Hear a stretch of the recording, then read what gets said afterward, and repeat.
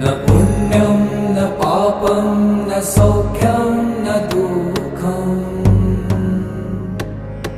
न मन्त्रो न तीर्थं न वेदा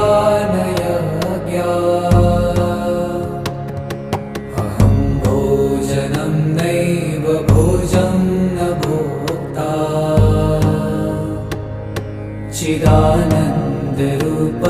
शिवोऽहं शिवोऽहम्